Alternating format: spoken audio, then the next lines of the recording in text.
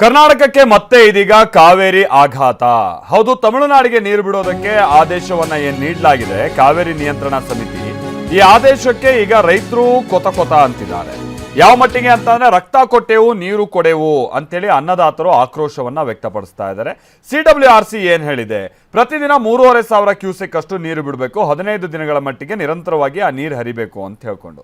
ಅವಾಗ ಹೆಚ್ಚು ಕಡಿಮೆ 4.5 TMC ಅಷ್ಟು ನೀರು ತಮಿಳುನಾಡಿಗೆ ಹರಿದಂಗೆ ಆಗುತ್ತೆ. ಬಟ್ ಇದರಿಂದಾಗಿ ನಮಗೆ ಇಲ್ಲಿ ಬೆಳೆಗಳಿಗೆ ನೀರು ನಮಗೆ ಬಿಡ್ತಾ ಇಲ್ಲ, ಬಿಡಿ ಕುಡಿಯೋಕೆ ನೀರಿಲ್ಲ, ಬೆಳೆಗಳಿಗೆ ನೀರು ಬಿಡೋ ದೂರದ ಮಾತಾಗಿದೆ. ಅಂಥದ್ರಲ್ಲಿ ತಮಿಳುನಾಡಿಗೆ ಬಿಟ್ಟರೆ ಇದು ಹೆಂಗೆ ಅಂತ ಹೇಳ್ಕೊಂಡು ಈಗ ರೈತರು ಪ್ರಶ್ನೆ ಮಾಡ್ತಾ ಇದ್ದಾರೆ. ಅದು ಸಹಜವಾಗಿ ಮುಖ್ಯಮಂತ್ರಿಗಳಿಗೂ ಕೂಡ ತಲೆಬಿಸಿ ತರಿಸ್ತಾ ಇರುವಂಥ ಸಂಗತಿ. ಆಮೇಲೆ ಜಲಸಂಪನ್ಮೂಲ ಸಚಿವರು ರಾಮಲಿಂಗಾರೆಡ್ಡಿ ಅವರು ಈ ವಿಚಾರವಾಗಿ ನಾವು ಮೇಲ್ಮನವಿ ಸಲ್ಲಿಸ್ತೀವಿ ಅನ್ನುವಷ್ಟರ ಮಟ್ಟಿಗೆ ಈಗ ಮಾತುಗಳನ್ನು ಆಡ್ತಾ ಇದ್ದಾರೆ. ಬಟ್ ವಿಚಾರ ಅಂತ ಅಂದರೆ ಇವ್ರುಗಳು ಸರಿಯಾಗಿ ಅಲ್ಲಿ ವಾದ ಹೂಡ್ತಾ ಇಲ್ಲ, ಈ ಕಾರಣಕ್ಕಾಗಿಯೇ ಕರ್ನಾಟಕಕ್ಕೆ ಹೀಗೆ ಅನ್ಯಾಯ ಆಗ್ತಾ ಇದೆ ಅಂತ ಹೇಳ್ಕೊಂಡು ಒಂದು. ಎರಡನೇದೇನು ಅಂತಾರೆ, ಈ ತಮಿಳುನಾಡು ಸಮುದ್ರಕ್ಕೆ ವ್ಯರ್ಥವಾಗಿ ನೀರು ಬಿಡ್ತಾ ಇದೆ, ಅವರೆಲ್ಲ ಸ್ಟೋರ್ ಮಾಡೋಷ್ಟು ಮಾಡಿಕೊಂಡು ಕಾವೇರಿ ನೀರನ್ನು ಸಮುದ್ರಕ್ಕೆ ಬಿಡ್ತಾ ಇದ್ದಾರೆ.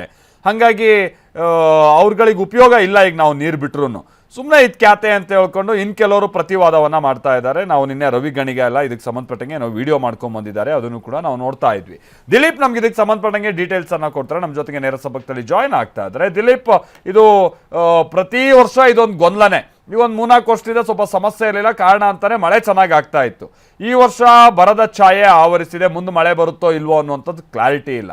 ಈ ಸಂದರ್ಭದಲ್ಲಿ ಈ ನಿರ್ಧಾರ ರೈತರಿಗೆ ಹೇಗೆ ಸಿಟ್ಟು ತರಿಸ್ತಾ ಇದೆ, ಇವ್ರ ಹೋರಾಟದ ರೂಪುರೇಷ ಹೇಗೆ ಸಿದ್ಧಪಡಿಸ್ಕೊಳ್ತಾ ಇದ್ದಾರೆ, ವಾಟ್ ನೆಕ್ಸ್ಟ್, ಮುಂದೇನು ಅಕಸ್ಮಾತ್ ನೀರು ಬಿಡುವಂಥ ಪ್ರಕ್ರಿಯೆಗೆ ಸರ್ಕಾರ ಮುಂದಾದರೆ? ದಿಲೀಪ್.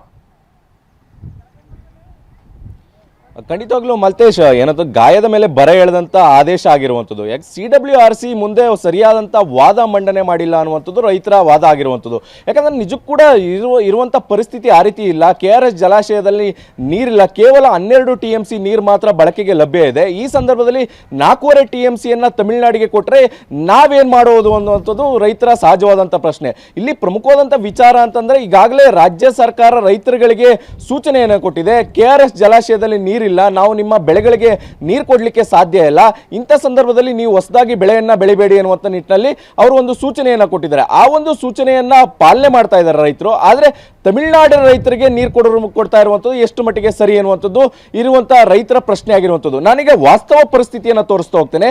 KRS ಜಲಾಶಯದಲ್ಲಿ ಎಷ್ಟರ ಮಟ್ಟಿಗೆ ನೀರಿದೆ ಅನ್ನುವಂಥದ್ದು ಈ ದೃಶ್ಯ ನೋಡಿದ್ರೆ ಗೊತ್ತಾಗುತ್ತೆ. ಕೇವಲ 17 TMC ನೀರು ಸಂಗ್ರಹ ಆಗಿದೆ, ಇದರಲ್ಲಿ 12 TMC ನೀರು ಮಾತ್ರ ಬಳಕೆಗೆ ಲಭ್ಯ ಇರುವಂಥದ್ದು. ಈ ಕಾರಣದಿಂದಾಗಿ ಇಷ್ಟರ ಮಟ್ಟಿಗೆ ಸಮಸ್ಯೆ ಇದೆ. ಕಬಿನಿ ಜಲಾಶಯ ತುಂಬಿಲ್ಲ, KRS ಜಲಾಶಯ ತುಂಬಿಲ್ಲ. ಇಂಥ ಸಂದರ್ಭದಲ್ಲಿ ಪ್ರತಿದಿನ 3,500 ಕ್ಯೂಸೆಕ್ಸ್ ನೀರನ್ನ ಹೇಗೆ ಕೊಡೋದು? ಜೊತೆಗೆ 83% ಮಳೆ ಕೊರತೆ ಇದೆ. ಮಳೆ ಕೊರತೆ ಇರುವ ಕಾರಣಕ್ಕೋಸ್ಕರ ಒಂದು ವೇಳೆ ಈಗ ಮಳೆಯೂ ಕೂಡ ಇಲ್ಲ, ಒಳಹರಿವು ಇದ್ರೆ ಅಷ್ಟು ಪ್ರಮಾಣದಲ್ಲಿ ಕೂಡ ನೀರನ್ನ ಬಿಡಬಹುದಾಗಿತ್ತು. ಆದರೆ ಅಷ್ಟು ಆ ರೀತಿಯಂತ ಪರಿಸ್ಥಿತಿ ಇಲ್ಲ.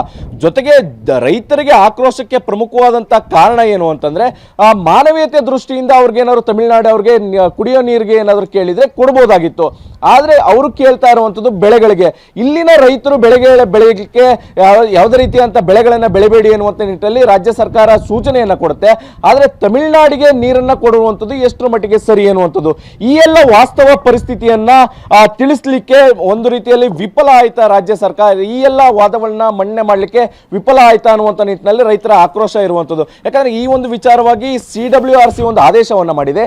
ಈಗ ಮುಂದೆ ಇರುವಂತಹ ಆಯ್ಕೆ ಅಂದ್ರೆ CWMAಗೆ ಹೋಗಬೇಕಾಗಿದೆ, ಅಲ್ಲಿ ಮೇಲ್ಮನವಿಯನ್ನ ಸಲ್ಲಿಸಬೇಕಾಗಿದೆ. ಈ ಒಂದು ವಿಚಾರವಾಗಿ ರಾಜ್ಯ ಸರ್ಕಾರ ಯಾವ ರೀತಿಯಾಗಿ ನಡ್ಕೊಳ್ಳುತ್ತೆ ಅನ್ನೋದನ್ನ ಕಾದು ನೋಡಬೇಕಾಗಿದೆ. ಮಲ್ತೇಶ್. Thank you Dilip.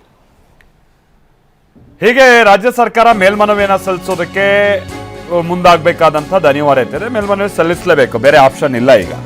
ಈಗ ಇದರ ನಡುವೆ ರಾಜ್ಯದ ವಕೀಲರೊಂದಿಗೆ ಖುದ್ದು ಮುಖ್ಯಮಂತ್ರಿ DK ಶಿವಕುಮಾರ್ ಸಭೆ ನಡೆಸೋರಿದ್ದಾರೆ. ಇವತ್ತು ಕರ್ನಾಟಕದ ಪರ ಯಾರ್ಯಾರು ವಾದ ಹೂಡ್ತಾ ಇದ್ದಾರಲ್ಲ, ಮೋಹನ್ ಕಾತರಕಿ ಅವರು ಸೇರಿದ ಹಾಗೆ ಕೆಲ ತಜ್ಞರು ಏನಿದ್ದಾರೆ, ಅವ್ರ ಜೊತೆಗೆ ಮುಖ್ಯಮಂತ್ರಿಗಳು ಇವತ್ತು ಸಭೆ ನಡೆಸೋರಿದ್ದಾರೆ. ಕೈಗೊಳ್ಳಬಹುದಾದಂಥ ಮುಂದಿನ ಕ್ರಮಗಳ ಬಗ್ಗೆ CM ಚರ್ಚೆ ನಡೆಸ್ತಾರೆ ಅಂತೇಳಿ ತಿಳಿದು ಬಂದಿದೆ. 11:30ಕ್ಕೆ ಈ ಸಭೆ ನಡೆಯಬಹುದು.